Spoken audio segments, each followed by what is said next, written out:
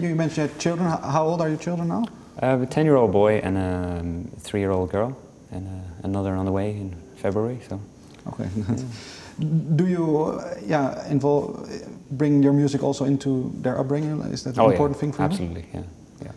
All the time. In what way? Can you describe, maybe? Well, we just have music on in the house all the time. We have a piano. It's open all the time. And my son, he takes violin lessons. So he plays with you sometimes, maybe? Yeah, we do. He's not one for practicing the violin, so we jam instead. That's a good thing. Yeah.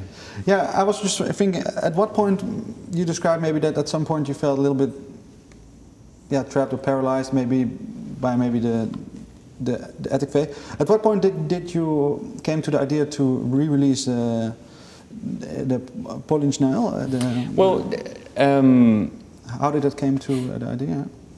It was me. Now I'm completely on my own, and have to find some way to begin the process again, make a step forward. And it seemed here we're 10 years after this record, which got really great critical reception, but it didn't happen commercially.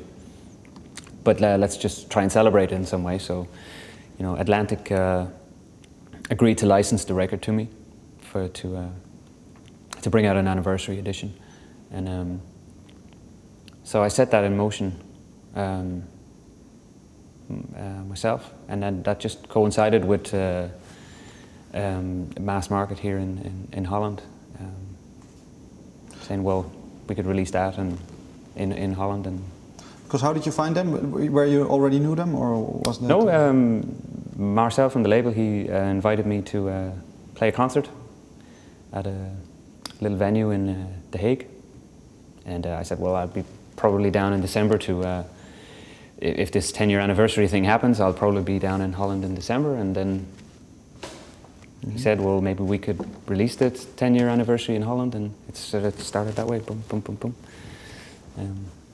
Because it wasn't maybe that you thought, well, I'd like to try and see what happens with this before releasing any new material, or were you afraid it would maybe also, was this a test, or maybe because you felt that the album didn't get enough attention when it was released in a little bit of both. I mean, it was a sort of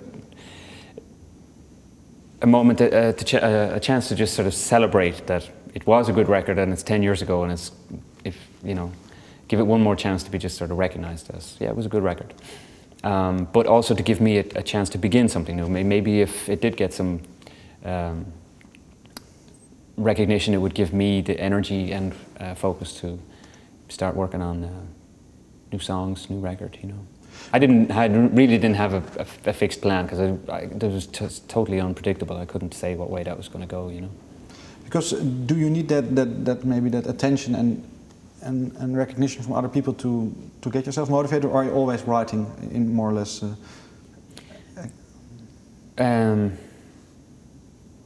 Now I feel that you need the attention. Yeah, I mean, I've always agreed with the thing that an artist needs to have their work recognized. They may say that it's not necessary. I just create, but all artists need to have it recognized in some way, even if it's to say it's terrible. I think just sort of creating in a vacuum, I think it can be good for a while, but I don't think it's ultimately it's not going to sustain itself.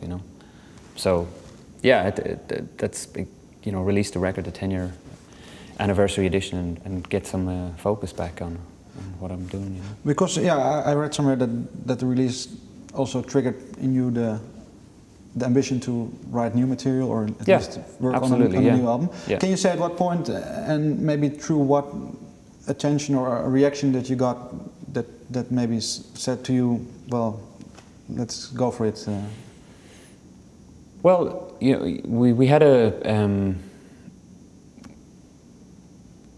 chosen number of songs that we took to Los Angeles to begin the record, but during the process of preparing the pre-production for the record and then the actual recording in Los Angeles, that's a lot of focus on it, on the music again, and that was really fantastic, So I was just playing a lot, writing a lot, being creative with it all again. So when I came out of that, we didn't finish the record, but I was like, hey, I think I can write even better songs, you know, for this record. So new songs. How old were the songs that you initially started working with? They really spanned quite the distance. I mean, the oldest song I think is from like '92, from the early Prayer Boat days in my life, and that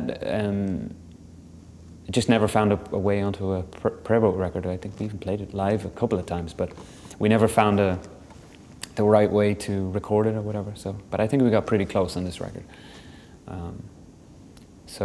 Yeah, a couple of songs are just sort of interspersed across that whole period, you know.